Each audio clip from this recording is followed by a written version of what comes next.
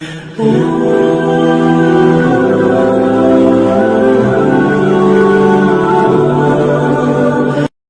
سوال یہ ہے، میں نے پچھلے جمعے پھر میرا سوال ہے کہ میں پوچھتا ہوں اس آدمی کو ضرورت کیا ہے ختم نبوت پر بات کرنے کی، جب امت مسلمہ کے متفقہ فیصلہ ہے کہ مرزائی کافر، اسمبلی نے بل پاس کر دیا کہ مرزائی ان کو اقلیت قرار دے دیا، اور جب سے وہ اقلیت بنے نہ ہم نے ان کی عبادت گاہ جلائی، نہ ہم نے ان کو قبروں سے نکالا، نہ ہم نے بس ٹھیک ہے جیسے عیسائی رہتے ہیں، یہودی سے کس ملک میں رہتے ہیں وہ بھی رہیں، اقلیت بن کے رہے، کوئی اعتراض، پر تم انہیں کھینچ کے کیوں قریب کرتے ہو؟ تمہارا کیا جرانہ ہے ان کے ساتھ؟ بتاؤ تو صحیح۔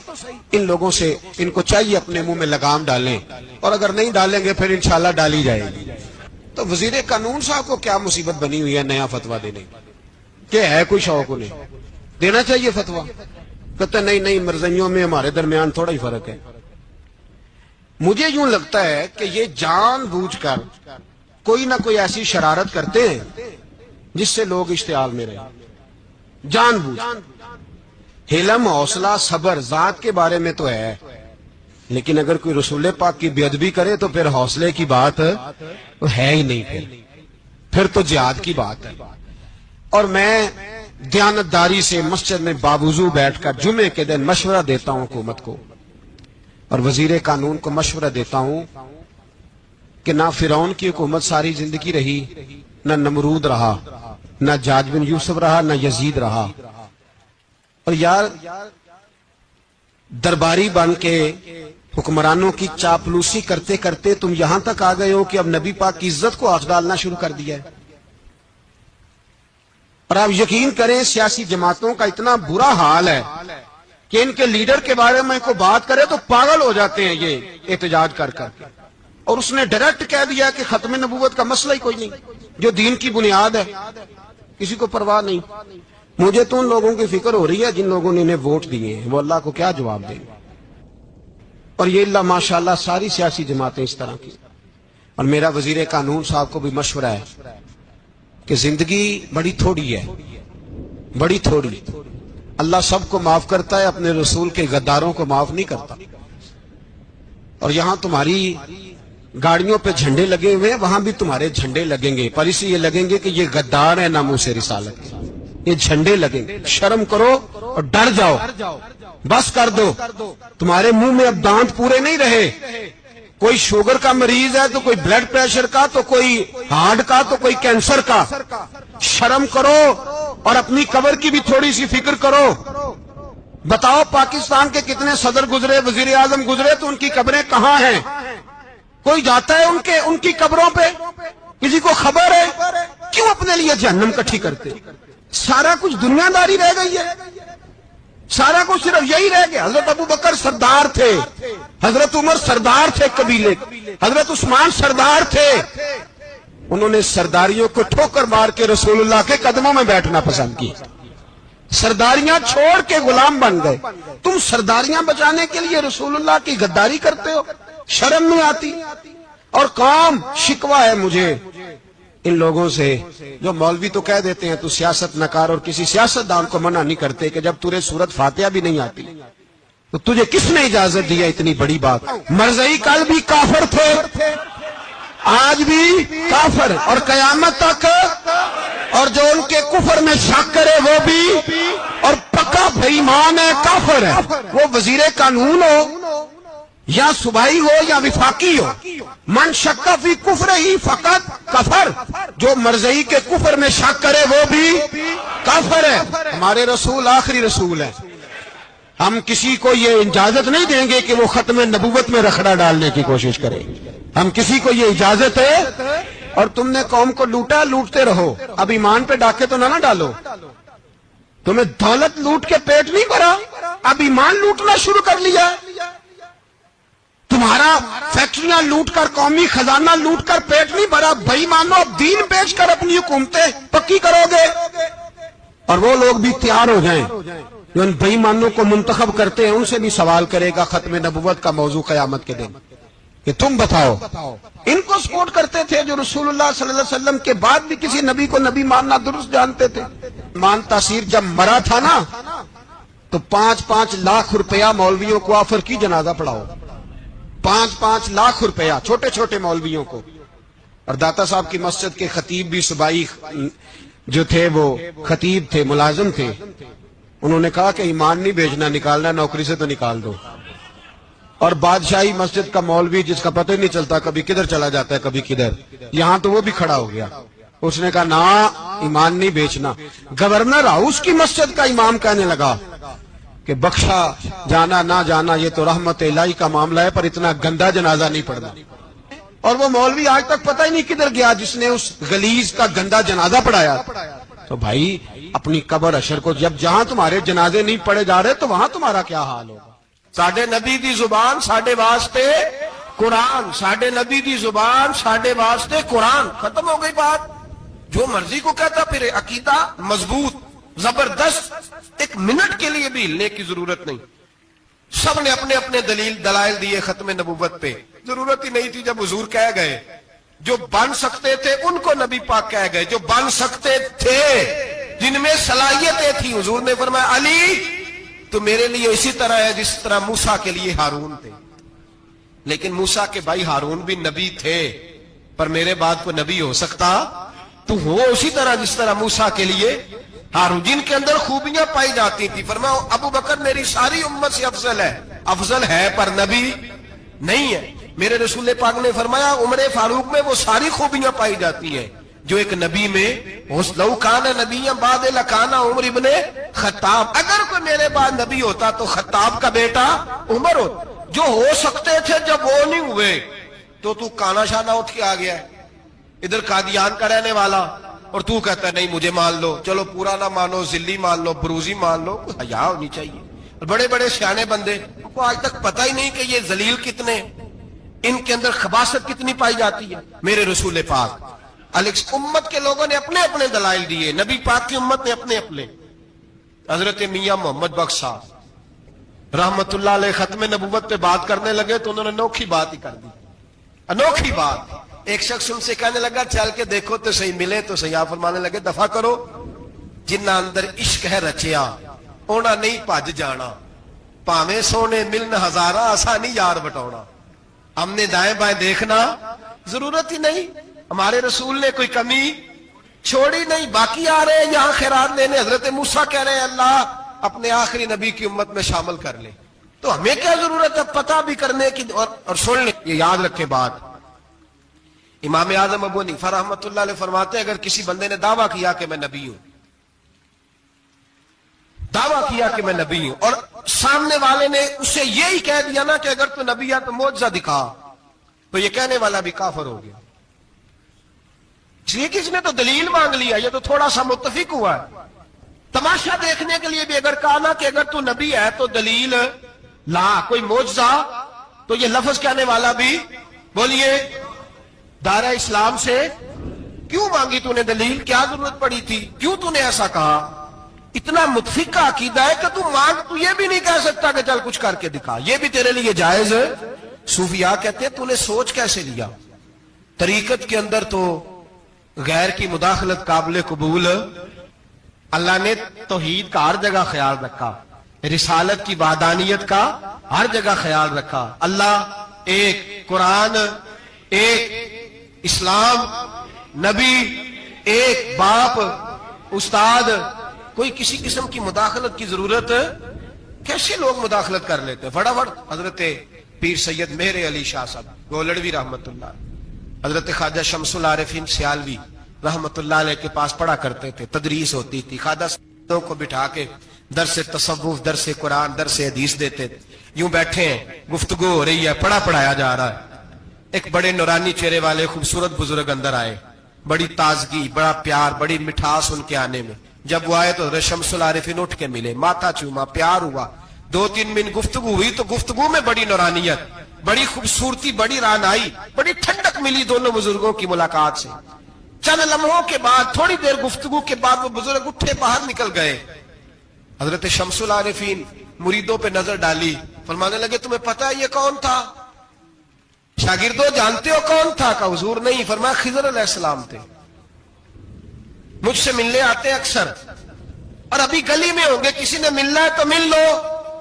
दौड़ के गए सारे लोग मुलाकात करने, भागे गए। پیر میر علی شاہ صاحب بیٹھے ہیں. آپ نے فرمایا میر علی تم نے نہیں ملنا؟ کہنے لگے حضور نہیں. فرمایا کیوں؟ کہنے لگے حضور میں اسے نہ ملوں جسے خضر بھی ملنے آتا ہے, اسے نہ ملوں جس سے وہ ملنے آتا ہے. میں نے کیا کرنا ہے ان سے مل کے؟ آپ سے ملوں گا جن سے حضرت خضر بھی ملنے آتی ہیں. جنہ تنام وچ عشق ہے رچیا اونا نہیں بھج جانا, پانے پاویں سونے ملن ہزاراں, اسا نہیں یار بٹاؤنا ضرورت ہی نہیں. ایسے حسین محبوب کے بعد کسی اور جگہ نظر جمانے کی طبیعت ضرورت نہیں, توجہ نہیں, خیال نہیں. جس نے یہ پوچھ بھی لیا کہ تو بتا کوئی معجزہ دکھا, وہ بھی دائرہ اسلام سے یہ امت مسلمہ کا متفقہ عقیدہ ہے. اس پر درجنوں آیتیں ہیں قرآن مجید کی, 150 کے قریب نبی پاک کی حدیثیں. کتنی جی؟ کوئی عالم فاضل زیادہ پڑھا لکھا ہوگا, مقررہ حدیث کو دیکھے گا یا اور ریسرچ کرے گا تو شاید زیادہ وہ نکال لائے, لیکن 150 کے لگ بھگ محبوب کی حدیثیں ہیں جن میں حضور نے فرمایا میں آخری نبی ہوں, میں آخری نبی ہوں, میں آخری نبی ہوں. 150 کے قریب جگہ حضور نے فرمایا اللہ نے میرا نور نبوت پہلے سب سے پیدا فرمایا ہے, پر میں آخری رسول بن کے آیا ہوں, میں آخری نبی ہوں. میرے نبی پاک علیہ السلام نے فرمایا, جس طرح کو یہ بخاری مسلم کے لفظ ہیں, فرمایا کوئی آدمی مکان بناتا ہے بڑا پیارا, بڑا حسین, بڑا خوبصورت, ہر قسم کے نقش و نگار کرتا ہے, پر ایک اینٹ کی جگہ خالی چھوڑ دیتا ہے, ایک اینٹ کی جگہ. اب جو آدمی بھی آتا نا, گھومتا دیکھتا مکان, اسے بڑا اچھا لگتا اس کا مکان, پر وہ دیکھتا کہ یار یہ ایک اینٹ کی جگہ خالی ہے, اگر کبھی یہ بھی مکمل ہو جائے تو مکان. بات کی سمجھ آ رہی ہے؟ یہ خود حضور نے مثال دی. میرے حبیب پاک علیہ الصلوۃ والسلام فرماتے ہیں اللہ تبارک و تعالی نے جب نبوت کی حسین عمارت کو بنایا تو سارے نبی آ گئے, پر ایک اینٹ کی جگہ خالی تھی. فرمایا میں آیا ہوں تو دیوار مکمل ہو گئی, اب کسی اور کی گنجائش ضرورت ہی نہیں. مکمل اکمل کامل دین نبی پاک. یا رسول اللہ آپ کس کس کے رسول بن کے آئے؟ فرمایا یا ایھا الناس انی رسول اللہ الیکم جمیعا, اے تمام انسانوں میں تم سب کی طرف اللہ کا رسول بن کے آیا.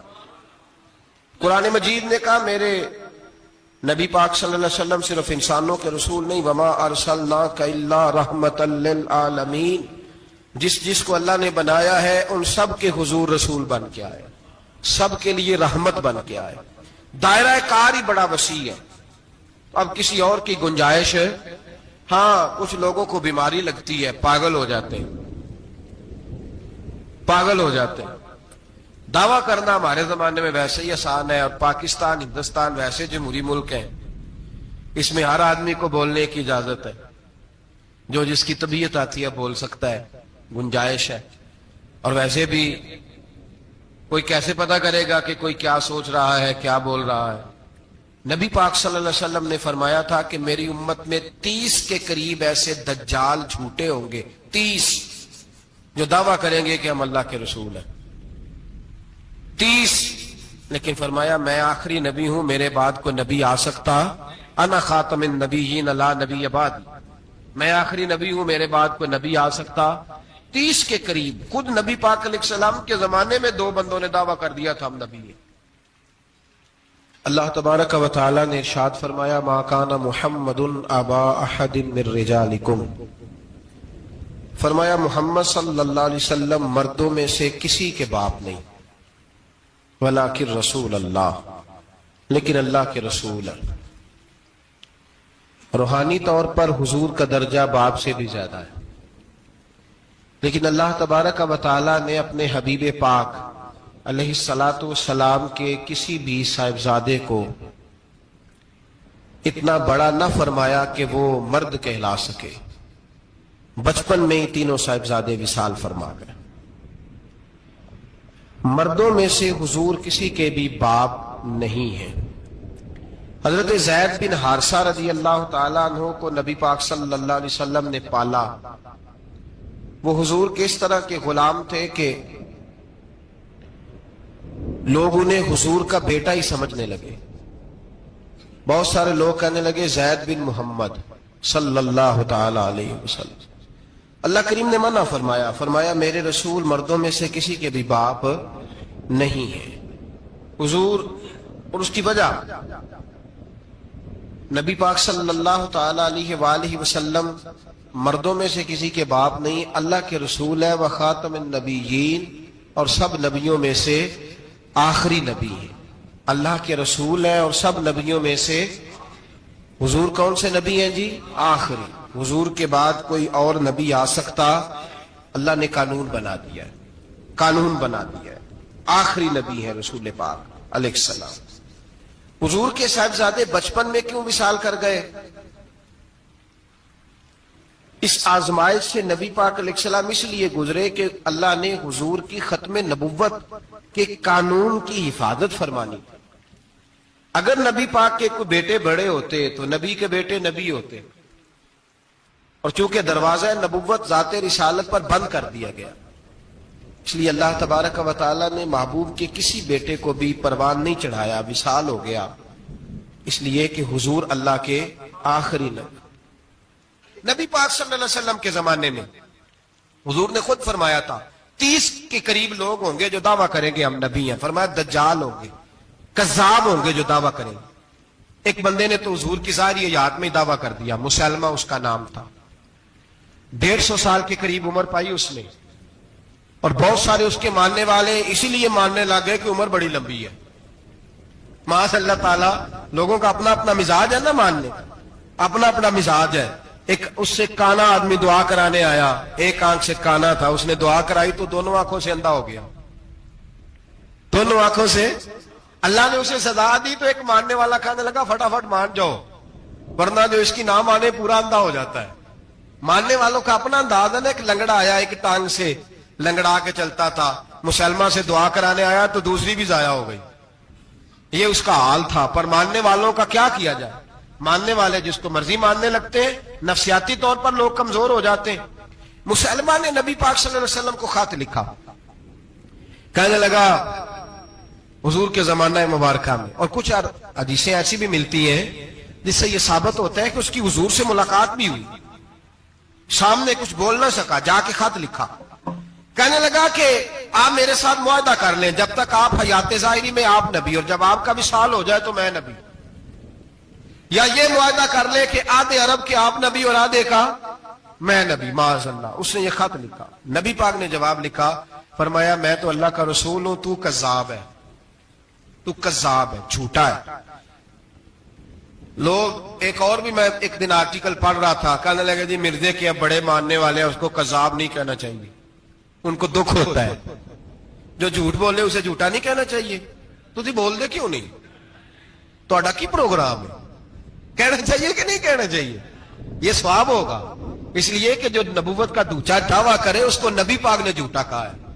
حضور نے فرمایا تو کذاب ہے، کیا کہا ہے؟ تو ثواب ہوئے گا، آنکھوں گے تھے، کیا کہا ہے؟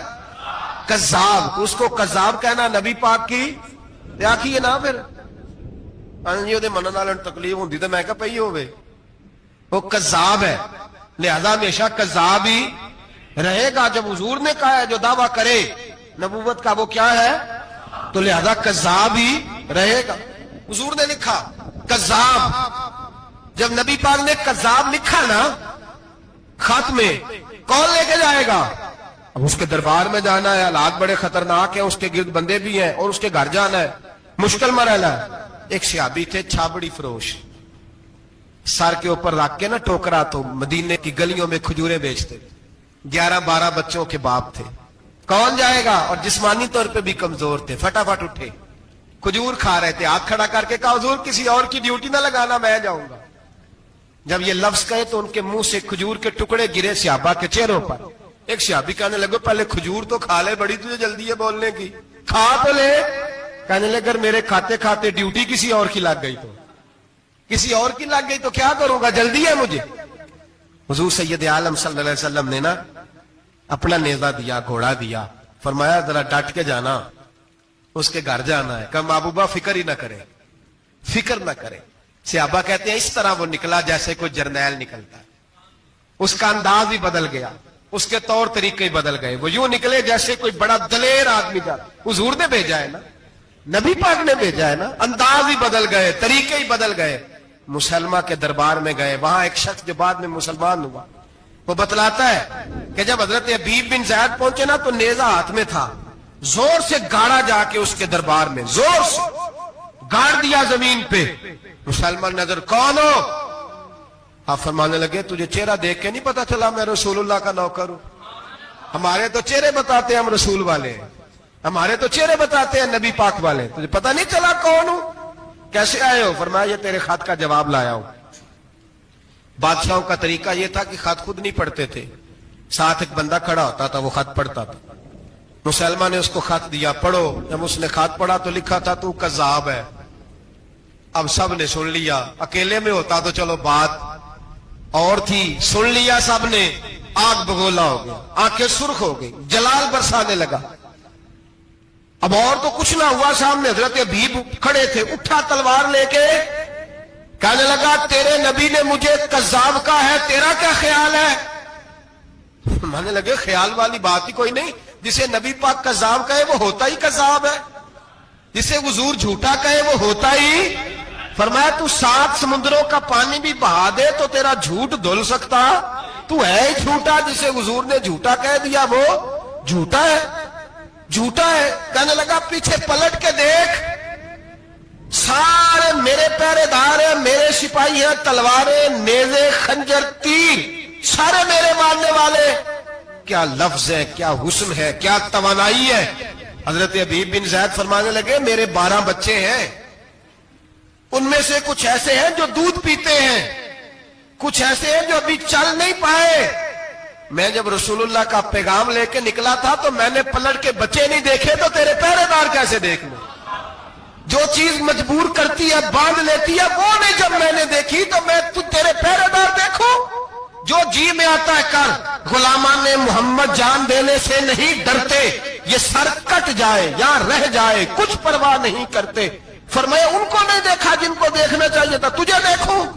میں اکثر کہتا ہوں کٹ لگ جائے نا ہاتھ پہ تو نمازیں رہ جاتی ہیں, جماعتیں چھوٹ جاتی ہیں, طبیعتیں بگڑ جاتی ہیں, مشکل ہوتا ہے, تکلیف آئے تو سنبھلنا. یہاں ہلکا سا بچھو آ کے کاٹے تو شور ہو جائے گا, جمعے میں لوگ اٹھیں گے, اللہ مجمع بکھرے گا, وہ بچھو آ گیا, حالات بگڑ جائے. چھپکلی پیروں پہ گرے تو لوگ اٹھ دوڑتے. حضرت حبیب بن زید انصاری کھڑے تھے, انگلی نہیں, ہاتھ نہیں, کٹ نہیں لگا. مسلمہ اٹھا, اس نے زور سے تلوار ماری, بازو کٹ کے گر گیا.